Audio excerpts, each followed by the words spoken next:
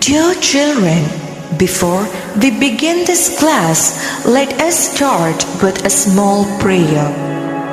Let us stand up and recite the prayer shown on the screen. We thank you, Lord Almighty, for having brought us together in this catechism class to study and pray and also to know and understand the divine revelations that God has prepared for us. We submit ourselves before the fellowship of the Most Holy Trinity. We pray along with the psalmist, "It is you who light my lamp, the Lord my God lights up my darkness." O Jesus, who shines as the everlasting light in our lives, we pray to you to preserve us under your mighty protection in all our deeds of this year. Mother Mary, who strengthened your Son during his times of suffering, intercede for us. Amen. Before we start, let me give you a few general instructions. The first one, please subscribe this YouTube channel to get notified for the latest updates of online catechism teachings. Second, plug in earphone for better listening and learning. Third, follow the instructions of the teacher, such as for praying before and after the class, to do the class activities, homeworks, class tests, etc. Fourth, your class activities and homeworks could be submitted to your respective catechism teachers of your parish. Fifth, in case of any queries or doubts related to the chapter, you may mention it in the comment section of this YouTube channel. Hi everyone. In this video, we are going to discuss about the 7th chapter, that is Church, the people who share.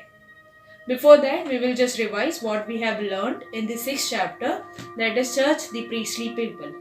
So now, let's just revise what we have learned in the 6th chapter, Church, the priestly people. God chose Aaron and his sons with the mission to offer sacrifice for the people of Israel. This was the beginning of Israel's history of priesthood. A priest in the Old Testament was set apart to offer worship to Lord, and as such, he was to be blameless and holy. His primary function was to offer sacrifice, gifts, and incense to the Lord in the name of people. He was to pray for the people and be a mediator between God and his people. A priest was to be witness of God's holiness before his prayers. Israel, a priestly people. God called Israel out of slavery in order to make them a people who would offer him worship and priestly services. The priesthood in the Old Testament and the priesthood of Jesus. Aaron and his sons were especially chosen by God to minister into the Lord by offering worship and sacrifice. Jesus offered the real sacrifice to God on Calvary by laying down his life on cross. Thus, he becomes the eternal high priest. The priesthood of Jesus Christ. The church offers worship to God through Jesus, the eternal priest. Jesus, a priest, as he is the Son of God. Jesus, the Son of God, become an eternal priest through his sacrifice on the cross. As the new people of God, the church participates in the eternal sacrifice Jesus offered in his own blood. Through this participation, the church becomes a priestly people and a worshipping community. The members of the church becomes holy and redeemed and acceptable to God. We are a priestly people. By becoming members of the church through baptism, we share the royal priesthood of Christ. The Holy Kurbana, the noblest of all worships. The Holy Kurbana is the highest form of worship the church can offer to God. It is offered by Jesus Christ, the head, in association with the church, his body, to the eternal Father, At the same time, it was also a worship offered by the church, the body of Christ, in union with Jesus Christ. The ministerial priesthood. Some are specially chosen and anointed by God in order to minister to the people of God and to offer sacrifice and sanctification. This is called the ministerial priesthood. One who shares the ministerial priesthood serves, leads, and sanctifies the community of believers. He performs the holy sacrifice of Mass as a representative of Christ and offers it to God in the name of all people. So now, let's just move on to the 7th chapter, Church, the community of people who share. Church, the community of people who share. In the last class, we have learned how we become the priestly people. So in this chapter, we are gonna discuss is how church becomes a community of people who share. As we know, our church basic characteristic is sharing. This chapter begins with a short story where Jesus feeds 5,000 people with 5 loaves and 2 fishes. After this, Jesus went across Lake Galilee, or Lake Tiberias, as it is also called.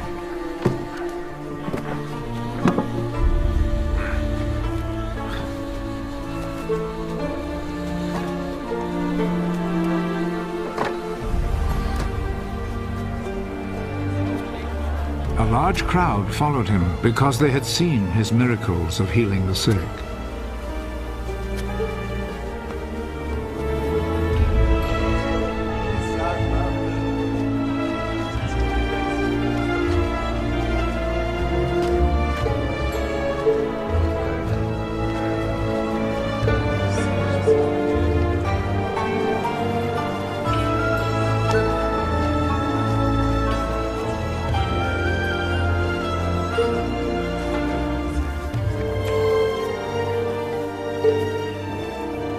Jesus went up a hill and sat down with his disciples.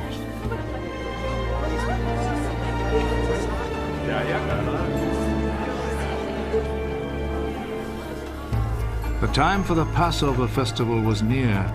Jesus looked around and saw that a large crowd was coming to him.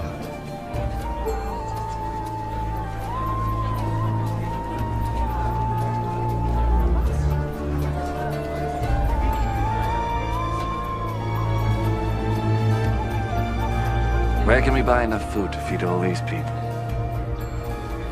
He said this to test Philip. Actually, he already knew what he would do. For everyone to have even a little, it would take more than 200 silver coins to buy enough bread.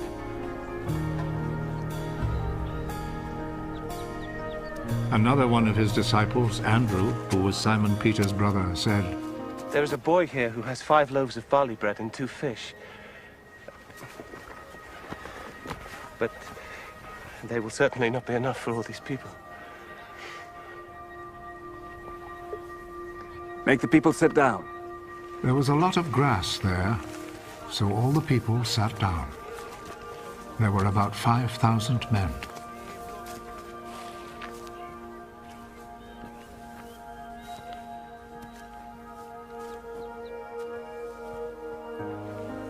Jesus took the bread, gave thanks to God,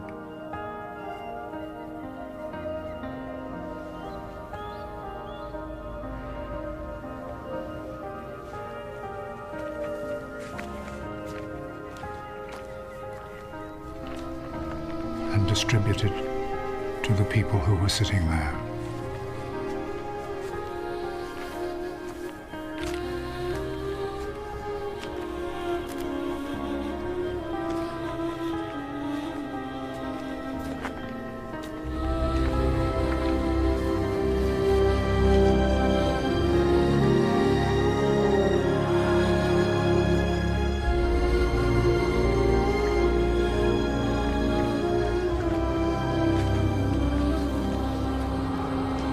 He did the same with the fish.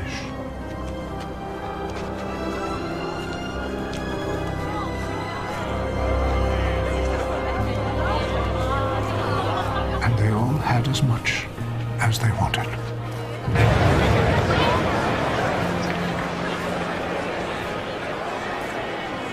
When they were all full, he said to his disciples, Gather the pieces left over.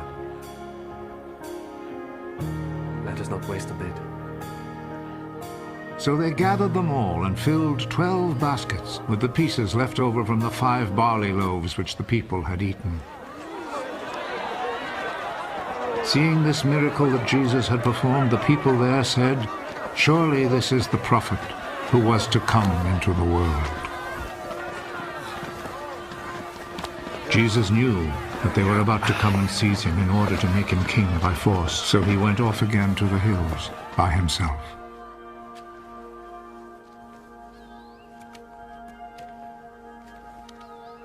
This miracle, Jesus sets an example for us, how he shared 5 loaves and 2 fishes among 5,000 people who were gathered to see Jesus. So now let's move on to the next subtopic, that is sharing in Jesus' life and teaching. As we know, our church's basic characteristic is sharing. We can set Jesus as our role model, as he teaches us how to share.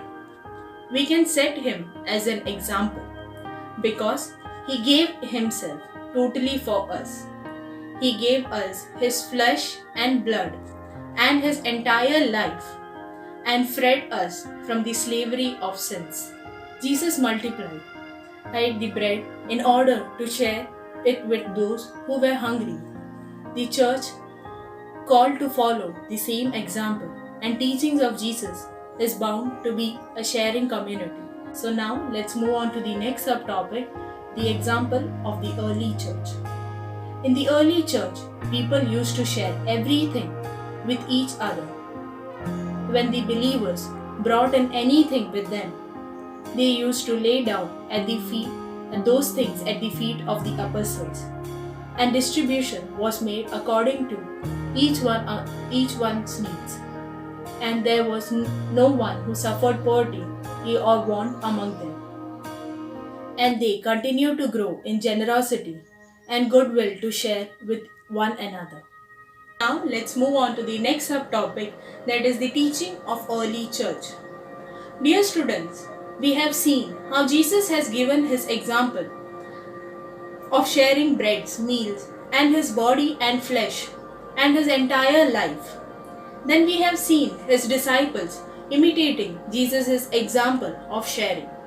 And we see those things in Acts of Apostles. Now let's see what was the concept about sharing. Our church is more practical in this case. She teaches us to share our things, equipments, wealth, health, happiness with others. Sharing does not mean only sharing of spiritual knowledge, spiritual prayers, but also sharing of our belongings with others. When he or she needs food, clothes, shelter, we should try to give them what they need. Then only our faith becomes meaningful. The teachings of early church is also emphasizing the same concept to do in practice, is sharing. We can see many incidents in Bible. For example, St. Paul scolding the church in Corinthians for neglecting the poor and not sharing bread and wealth with them. Our church teaches us to do the same. We should share our things with others who needs it. And there will be equality, and there will be no more suffering from poverty. So now let's move on to the next subtopic, that is the hope of resurrection as the motive force for sharing. You can tell me what would be the inner knowledge or wisdom or motive to do sharing. It is nothing but it is the hope of resurrection. If we share with a cheerful mind, then we can sit at the right side of our Jesus during the final judgment day. He validating us by means of our activities on earth. God gave us everything that we need, and we should share it with others, those who are in need, or else God will punish us for our selfishness. we should not be too dependent on earthly things. We should be more concerned about our eternal life. And those who put all their trust in material things can never share. Only those who put their trust in God and believe in resurrection and eternal life can share what they have with others. We should be aware everything in the world is perishable, and God can destroy everything in seconds. And when we die, we cannot carry any of these earthly things with us. Instead, we should engage ourselves in charitable deeds and sharing of material resources so that they may reap its fruit in eternal life. So now, let's move on to the next subtopic, the Eucharistic sacrifice and sharing. As we know, Eucharistic sacrifice is the center point of Christian life. So we should be aware about the aspects behind the Eucharistic sacrifice and sharing. As we know, in the Holy Krubana, the body and blood of Jesus is blessed, divided and shared among the believers. The meaning behind this is we have to be ready to do like this. We have to be dividable for others. We have to treat others the same way we expect others to treat us. We have to share our wealth, knowledge, time, health, etc. same as how Jesus gave us his whole life and was crucified on cross for us. So now let's move on to the next subtopic, a sharing church. As we have learned earlier, sharing is the fundamental nature of the church. But how does church share? We know that our church has lots of organizations like schools, colleges, hospitals, orphanage, etc. And the institutions owned and managed by the church use their resources for the common good and not for the individual benefits. You can see there are many Christian missionaries who engage themselves in charitable deeds to relieve the suffering of others. For example, Mother Teresa, who became a model of charity and love for the entire world. Saint Vincent de Paul, who dedicated his total life for the care of the poor and the abandoned. And we, as the member of church, should actively participate in works of charity. So now let's move on to the conclusion part. The early church surprised all others. In a way, its members shared whatever they had. There are verses which states that there was nobody among them who suffered from poverty. Their love for the others was so deep. Even today, the church continues this sharing through its charitable activities. When those who are opposed to the church falsify what the church is doing, we should not be mild by them. Rather, we should be proud to belong to the church and join in its charitable activities.